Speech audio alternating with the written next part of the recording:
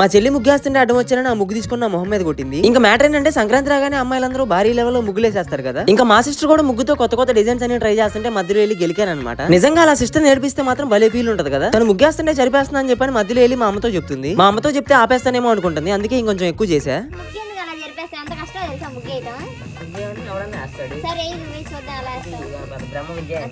ఏదో కంగారులో కమిట్ అయిపోయి ఇందులో ఏముంది ఎవడైనా వేస్తాడని చెప్పని తీసుకున్నాను కానీ తీసుకున్న తర్వాత ఏమేయాలో అర్థం కాలేదు. ఇంకా ఎలాగైనా సరే నా పరువు నిలబెట్టుకోవాలని చెప్పని స్కూల్ డేస్ లో నాకున్న టాలెంట్ అయితే నిద్ర లేపాను అనమాట. స్కూల్ డేస్ లో నేను మంచిగా బొమ్మలు డ్రా చేసేవాను అనమాట. I'm a very big drawer. Drawer అంటే ఆ డ్రాయర్ కాదండి, స్కెచ్ ఆర్టిస్ట్ అని చెప్తున్నాను. ఇంకా నాలో ఉన్న టాలెంట్ అంతా నిద్ర లేపి ఒక మంచి ముగ్గు అయితే వేసాను అనమాట. ఆ ముగ్గు ఎలా ఉందో మీరే చూడండి. అదిరిపోయింది కదా. తెలుసు మనలో ఉన్న టాలెంట్ నిద్ర లేపితే ఇలాగే ఉంటుంది మరి.